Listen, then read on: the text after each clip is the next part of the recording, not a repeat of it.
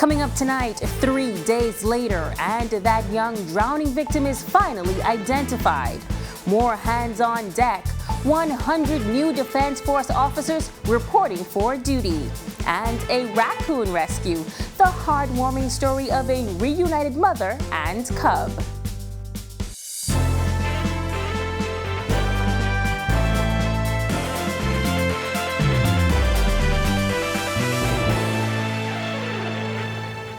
This is Our News. Good evening, all. Thank you so much for tuning in. I'm Megan Shepard.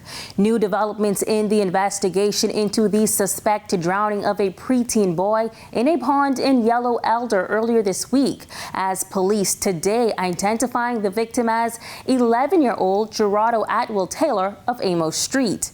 Police say a group of children were playing in the area when they discovered Taylor's body on Tuesday afternoon near the sports complex. The incident leaving area residents shocked and saddened. The Christian community also shocked by the young boy's tragic death. On learning the news, Christian Council President Bishop Delton Fernandez saying the church hopes and prays that a wonderful transition be given to the child in his homegoing service. He says he believes parents will be more careful after the deadly incident. I think most parents, and especially after an incident like this, we're going to be even more cautious and having conversation with our minors about where they're going, where they're going to be, what they're going to be engaging in. And those conversations, I think, need to be had in every family in the Commonwealth of Bahamas that have young people that will go out with others and wander around and quote-unquote play, that we need to be aware of where they're at and what they're doing and really caution them on the dangers. Meantime, a trial date has been set for a court employee who allegedly beat and stabbed a woman as she held their 1-year-old daughter outside her Key West Street home. 33-year-old Ray Sands has pleaded not guilty to attempted murder and exposing a child to grievous harm. Prosecutors allege that onlookers stopped the initial assault and took the child inside. In a now viral video of the November 15, 2021 incident, Sands sped off in his Nissan Note. However, he allegedly returned a short time later and ran over a wounded Curry who was still lying in the street. Sands, who appeared before Senior Justice Bernard Turner by video link from the Bahamas Department of Corrections today, received a backup trial date of June 26, 2023. If the trial does not proceed on that date, Sands will be tried on August 5, 2024. Sands, however, is hoping to be released on bail before his trial begins. Justice Turner will hear Sands' bail application on August 15, 2022. A man on bail for attempted murder picked up a drug charge when he went to a police station on August 2nd to sign in as a condition of his pre-trial release. Officers at the Carmichael Road Police Station decided to search 22-year-old Omar Atkinson after they smelled marijuana on him. The officers did not find any drugs on Atkinson. However, they found 4 joints with a collective value of $40 when they searched his Nissan Cube, which was in the station's parking lot. Atkinson pleaded guilty to drug possession at his arraignment before Magistrate Samuel McKinney today. He paid a fine of $400 to avoid spending a month in prison. Atkinson is on bail for the April 23, 2022 attempted murder of Tarico Boleg. The charge stems from an incident where Boleg was shot in Pinewood Gardens. The Royal Bahamas Defense Force intercepting a number of illegal migrants Thursday. Commodore Raymond King tells Our News the vessel was being monitored by the United States Coast Guard, and that intel from the Cuban Border Patrol assisted with the interception. Recently, the trending has been towards the United States of America, along the Old Bahama Channel, Santorini, Nicholas Channel, towards the state of Florida. But every so often, you would see a vessel still aim for the Bahamas, and that is what we seek to forever safeguard against. We were strategically positioned to make that interception. Commodore King says the recent increase in human smuggling reinforces the RBDF strategy. We have realized significant success over the past 2.5 to 3 years. We have a deliberate strategy of knowing who's in our maritime domain, controlling access to our sovereign waters and dominating that space, using all of our resources, as well as our relationship with our national law enforcement agencies, as well as our regional partnerships. We share information and intelligence, and we pool our resources together for the benefit of all concerned. Meanwhile, new Marines joined the ranks of the Royal Bahamas Defense Force today. We will have more on that later in the newscast. But first, scattered showers and temperatures heading into the 90s this weekend. Meteorologist Greg Thompson is in the Weather Center with the latest. Thanks, Megan, and welcome everybody for our first look at weather on this Friday, the last day of the week, first week of August. Nice and comfortable outside. Temperatures in the mid-80s right now with just a few clouds. The winds are out of the east at 12 miles per hour, so we have a slight breeze out there, taking a little edge off the heat, but it still feels like the low 90s. Satellite view, added moisture across the northwest and central Bahamas, triggering some showers and some isolated thunderstorms across most of those areas. That's all associated with an upper level low that's spinning out there in the open Atlantic. We will continue to see that moisture stream continuing across us throughout the night and into tomorrow. So more showers and isolated thunderstorms in the forecast as the system remains very close to us. That's your first look at weather. Your extended forecast is still to come. Ahead, the opposition leader calling for cooler heads in the Grand Bahama Port Authority Gold Rock dispute. 100 new Defense Force officers reporting for duty today in their official passing out ceremony. And a stranded raccoon cub is reunited with its mother thanks to the caring hands of a nursery owner. That's coming up when our news returns.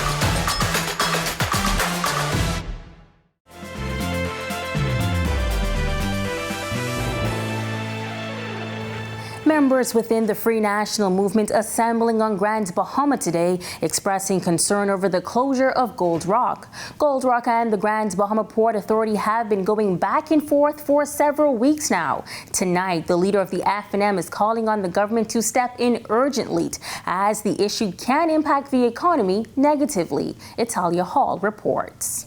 Too many families are already hurting. We cannot afford for this hemorrhage to continue. Leader of the Free National Movement, Michael Pintard, says there is an urgent need for the government to sit down with the key players in the issue to come to a resolution. We expect that the Grand Bahama Port Authority would lower the temperature and the tone and tenor of their press releases, as should the family members. If there's general concern about the 130 families that are going to be affected, aside from those who have already been laid off, then all of us must make sure that cooler heads prevail in this discussion. The F&M leader says many families will have to now look for jobs, and the decision by Gold Rock will have a domino effect on Grand Bahama. Some stakeholders have already told members of the public that in the event that there is this closure, that they see very little point in staying behind. They need to go and find opportunities elsewhere. We know that there are foreign companies that have invested in Grand Bahama that also have begun private discussions around the issue of leaving Grand Bahama. Member of Parliament for East Grand Bahama, Kwesi Thompson, also weighing in on the issue. He says the move sends the wrong message to potential investors. We have investors like Carnival, like Royal Caribbean, like the new medical school, the other investors that are potentially, and we are trying to attract, Doctors Hospital, that will be coming to Grand Bahama to do business. This will send the wrong message to them. And so we need immediate intervention. Reporting for our news, I'm Italia Hall. Thanks, Italia. The military moving closer to its aim of a 3,000-strong army, with some 109 new entry recruits officially joining the ranks of the Royal Bahamas Defense Force today. An official ceremony taking place this morning at the Coral Harbor Base. Our Jamila Mizik was there. It was a morning filled with displays of musical talent, marching, physical exercise, and a weapons drill as comrades and well-wishers gathering to support the newest members of the Royal Bahamas Defense Force.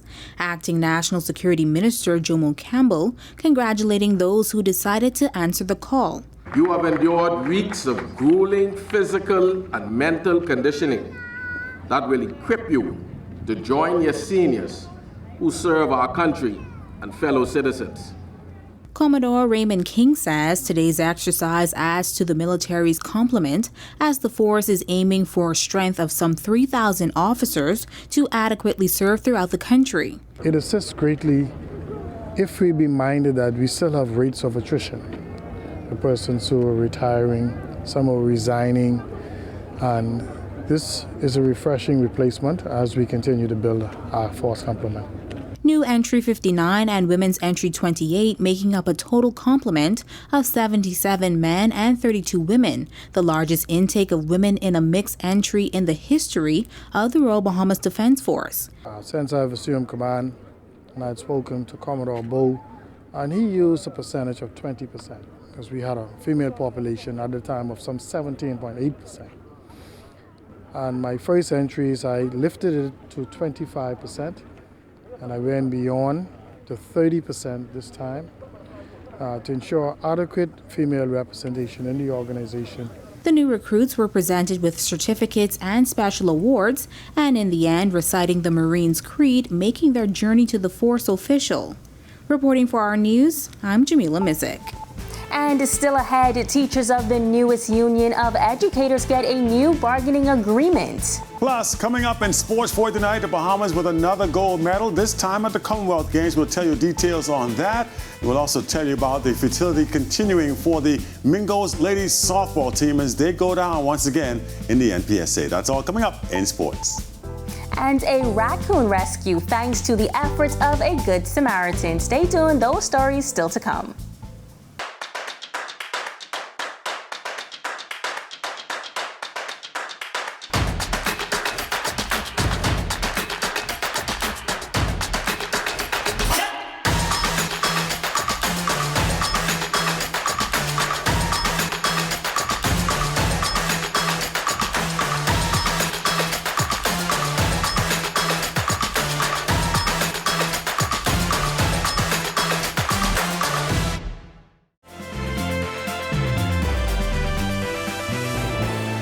This is Our News. Welcome back. A recently formed teachers union signing its first industrial agreement today for its nearly 500 members. The agreement making way for salary increases, a retention plan, and a better insurance package. Berthany McDermott has the story tonight and tells us that one union chief is calling it an historic day for the labor movement.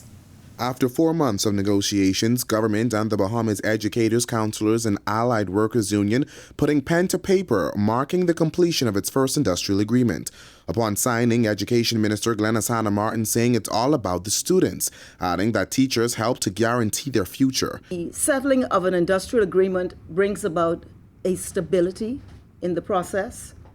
The children of this nation, like children globally, have been through a very, very difficult time. One of the most contentious issues during the negotiations was the attendance at parent-teacher meetings. BACU President Sandra Major admits both sides were at odds over the issue, with the union arguing that teachers cannot be forced to attend those meetings past 3:15. So our compromise is that we will encourage our members to come to PTA because we cannot have school without children, and we cannot have children without parents.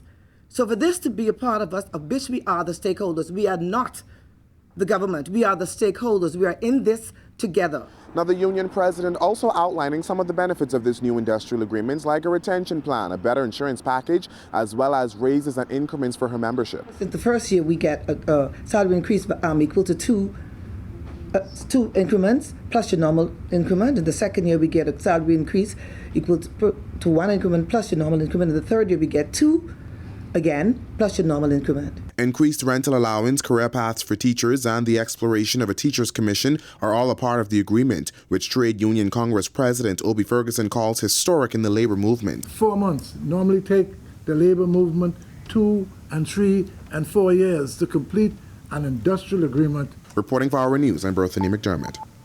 Now, Trade Union Congress President Obie Ferguson says industrial action should not be the way forward at this time. His comments come as the Bahamas Union of Teachers threatens industrial action and a recent sickout by the Bahamas Public Services Union impacting services at airports across the country. He spoke during the signing of the industrial agreement between government and the Bahamas Educators, Counselors and Allied Workers Union. This country is our country. Taking industrial actions and doing all sorts of things that are not necessary is not the way forward. I want to make that clear. Yes, we can have differences, but we can sit in a room and we can hammer it out. Ferguson's position now a far cry from years prior when the TUC president took part in numerous industrial actions. We asked Ferguson what changed. There is a commitment that we will meet. We will discuss, we will negotiate, we will see things differently at times. But why aren't we using your master's degree and your bachelor's degree and your degree in economics and your degree in law? Why don't we sit, the government got the whole legal department, you know. We can sit down intelligently, and this Minister of Education is a highly equipped woman. So I know we're gonna find ways of resolving. The Bahamas striking gold in the long jump at the Commonwealth Games. Meanwhile, the Mingos continue to struggle in ladies softball. Here's Marcellus Hall with the details. All right, thanks kindly. Welcome to our sports, everybody. I'm Marcellus Hall. Well, the UB Mingos ladies softball team, they've been struggling a bit, but before we get to that, we're going to tell you about some great news out of track and field. Yesterday, the Bahamas once again striking for gold, this time at the Commonwealth Games. Laquan Nairn getting it done. Let's take a look right now. And the Bahamas celebrating yet another gold medal performance at an international sporting event as Laquan Nairn with a fantastic leap of 8.08 meters. That puts him atop the podium. Gold medal winning jump in Birmingham at the Commonwealth Games. Again, the Bahamas getting it done in grand fashion. Nairn joins the likes of a number of our other top athletes who have had great performances within the last few months, including Shawnee Miller-Weibo, who won a gold at the World Championships. And of course, we had a World Junior medal just a few days ago. Antoine Andrews getting it done as he crossed the finish line in the 110 hurdle to win a gold medal there. University of Bahamas Mingos softball squad looking to bounce back from 2 straight losses. They hit the field Thursday night against the Johnson Lady Truckers. Mingos went back and forth, eventually tying the game at 8-8 in the second inning. Despite some strong defensive plays, Lady Truckers, though, they were able to go up in the third, 11-8. Mingos only able to score one more run. They eventually fall 13-9 to drop to 1-4 on the season. They started to come back, but we made a few errors on defense. So I think when we tighten up on that, it'll be a totally different game. But I'm very proud of the way the ladies played tonight. I'm most proud of the effort. Even though they were down, they were still fighting back. And I think in the long run, that'll definitely help the team. But I'm very proud of their performance tonight. And that is your look at sports for you here on this Friday. I'm Marcellus Hall. Enjoy your weekend, everybody. And still ahead, a stranded raccoon cub is reunited with its mother thanks to the caring hands of a nursery owner. Don't go away just yet. Meteorologist Greg Thompson has your weekend weather with an extended look at the forecast. That's coming up when our news returns.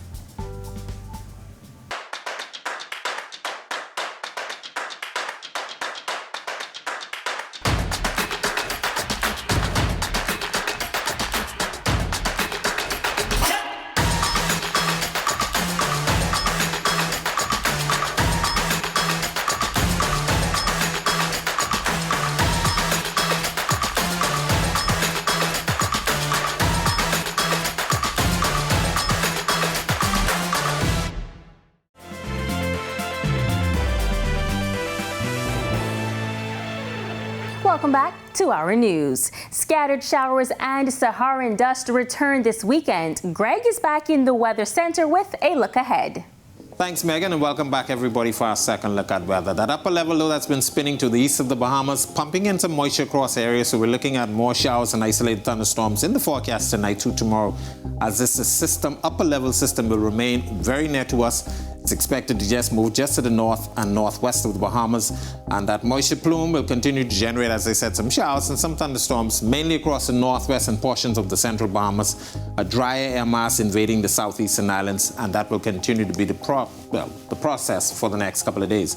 Taking a look at our satellite, a couple isolated showers associated with the system well out there in the Atlantic, but a little bit of a trough across the northwest Bahamas, still keeping us a little unsettled, and the tropics remaining quiet. There's a lot of Saharan dust out there in the Atlantic, and that's suppressing tropical cyclone development. A couple of tropical waves out there, very strong one moving off the African coast.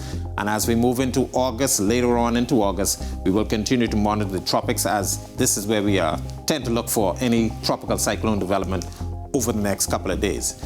Boating forecast for all areas tonight to tomorrow. A small craft caution is in effect. Those winds will be out of the east to southeast at 15 to 20 knots. They will be gusting higher at times, especially across the central and southeast Bahamas. Your sea is running a very rough 4 to 7 feet over the ocean. Your low tide will be at 8:37 tonight. Here's a look now at your national forecast.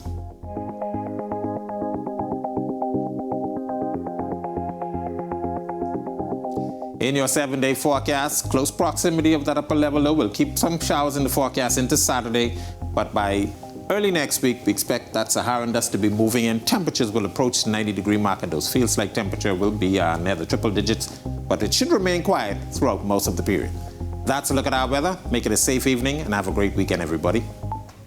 Most of us may be familiar with Fox Hill Nursery as a gardening resource, but it recently found itself becoming a different kind of resource, a nursery to a raccoon family. Marlena Leonard has more on this story that started as a mystery and now has a happy ending. When Amanda Myers returned to Fox Hill Nursery after a holiday weekend, she was greeted by an unexpected visitor. The surprise guest, a baby raccoon. Probably about 5 weeks ago after holiday weekend, I had come in and opened up on a Tuesday morning. We have a shop cat that regularly catches rats, and I walked by what I thought was a dead rat in the middle of the store, and that dead rat moved, so I realized it wasn't, and when I looked, it was a baby raccoon. Since it was still a nursing raccoon, Myers called a friend who had experience raising raccoon kits to take her surprise guest. But to Myers' surprise, the story didn't end there. 2 weeks later, another kit appeared, but unfortunately didn't survive. And then early this week, her dogs alerted her to one more. They had a great interest in a pallet that was loaded with bags of soil.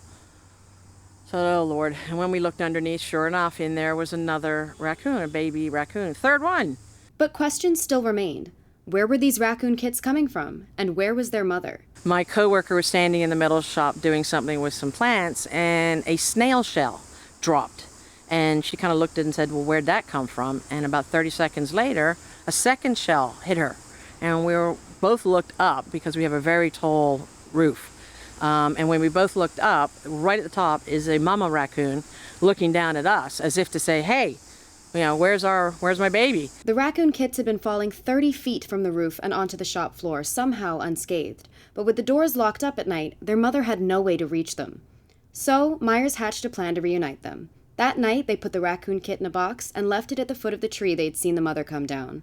Sure enough, that last night, Mom came down and got her baby and took the baby off. So he is hopefully safe with Mom.